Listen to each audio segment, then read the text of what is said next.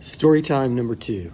Let me tell you about a story that involved travel with our family. Something that you should be very afraid to do to join our family on a trip. We planned a family vacation cruise in Alaska. Couldn't wait to go. It was awesome. Everybody that didn't have a passport had to go get a passport. I didn't have one, had to get one. So the plans were that we were going to leave Atlanta, Georgia, fly to Chicago to meet my other son, my wife, Drake, and myself. Meet my son in Chicago, Trent, who lives there. As we get to Chicago, we meet him, spend a little time, then all 4 of us get on a plane at O'Hare Airport and fly from O'Hare to Seattle to get on a cruise ship the next day. So that was the plan. So we flew from Atlanta to Chicago without any incident.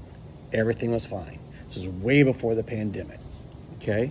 So we get into Chicago. My son arrives. We talk. We have to go through security again, obviously.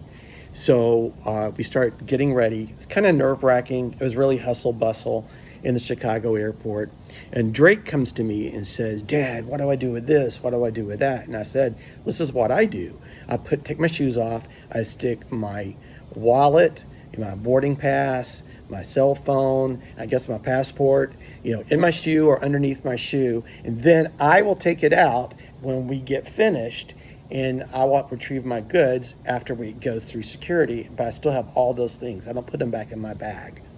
And I said, "Okay, that's what we should do." And he said, "Okay, I'll do it." So we do that. We get through security, we get our bags, get our shoes back on, and we go down to the concourse in which our flight's going to be many hours later.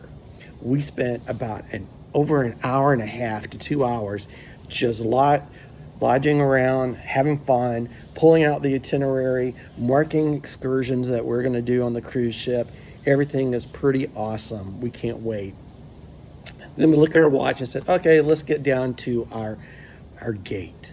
So we get down to the gate. My wife goes to the restroom, and my Drake comes walking over to me and said, "Dad, you can give me my boarding pass and my passport now." What? What do you mean? I don't have your boarding pass or your passport. He said, "Yeah. You told me that's what you do. You'll get them after we get through security." I said, "No. I meant I would get mine and you would get yours after we got through security." I said, "Go see if your mom has them." So she comes walking from the restroom and she says, "I don't have his passport or his boarding pass." Remind you, it's been like 2.5 hours since we've gone from security. Okay? So my 2 boys start running to security. I got arguing with my wife. She goes to talk to the lady at the desk because we're going to be boarding our plane pretty soon. So I get down to security. I go down to security, and I see my son standing there with eyes wide open. And I start talking to a security person. I said, "I got to handle it. Dad's got to handle it." And I start asking him, and I said, "Okay, my son left his passport and boarding pass." I said, "Where do we need to pick it up?" He said, "I've already talked to your sons. We don't have them. They have been picked up by the people that pick up any leftover items and take it to Lost and Found." And I said, "Great. Can you tell me where Lost and Found is located, and we'll go down there?" And he goes, "That's fine." He told me a street number in downtown Chicago. And I'm like, "What? What are you talking about?" He said that we take all of our secure lost items to our downtown Lost and Found security office. And I said, "Can we call them? How close is it located?" And I'm thinking, oh my gosh, we're going to have to spend another day in Chicago, and we're going to have to fly out on another flight, possibly the next day. He said, "Oh, it's closed for the weekend. It will not reopen till Monday." And I'm like, "Monday? What do you mean, Monday?" And then I heard a whistle. All the security lines stopped. These 2 armed guys come over to me and tell me I've got to calm down. What's the problem? I'm causing a scene. I'm being a terrorist threat.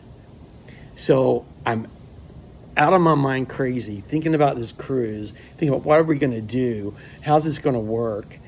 And he said, we're trying to get in touch with those people, that the two ladies that picked up all the item from all the gates, to see if they're still in the vicinity of the airport or if they've left already. But it's been a long time, sir. We highly doubt it. I look over and Drake is literally sitting on a pew with his rosary in his hand, doing the rosary. Trent is panicking, going back and forth. I call my wife, and my wife says, well, I'm getting on the plane. And I go, what are you talking about? He goes, well, he'll just have to stay here. And I'm like, what do you mean? He's going to stay in the O'Hare airport by himself while we go on a cruise? That's not going to work, okay? I don't know what we're going to do, but that's not going to happen. She calls me back and lets me know that the person at the gate said that they would let my son board the plane. But still, what is he going to do in Seattle? Sit in Seattle a week? Because you take an Alaskan cruise, they stop over into Canada, and you have to have your passport. You're not supposed to be allowed on the ship without a passport, okay? My wife said, we'll figure something out. And I said, I know that we will, but what a mess. Finally, these two ladies come walking up to us, and they said, Drake Michael Jarrett. Drake Michael Jarrett. And I look at Drake, and he's got tears. And I said, go see her. So we go see her, and she had his stuff. And immediately, I give them a big hug, I'm Southern, that's what you do. And they looked at me like I was a freak, which I am. And we started running towards our gate. They were closing the door. They said, and my wife, she's already on board. She somehow got our carry-on luggage with her. How, I don't know. But we get on, and we make it on the plane. We make it to Seattle. We get on the ship. Everything was great. But the very first thing we did when we got on the plane, I said, boys, give me your passports, okay? Mom is going to and I gave my passport and the boys' passports to Mama. Mama, you keep these. Mama, you're responsible. None of us will have anything to do with it. They're all in one central location, okay? We're not going to carry them around by ourselves. So that's what we did. But a follow-up to that, while we were on the ship, several times, one time over a loudspeaker, I had someone from the part of the crew of the ship announced, Drake Michael Jarrett, we found your passport.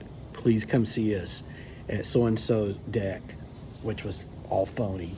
And then I had our waiter at the table when one time when Drake asked for more food or another drink, he said that I can only give it to you if you have your passport with you. Do you have your passport? So it remained a running joke. To this day, he's really touchy if we start talking about him losing his passport. That's my story, and I'm sticking to it.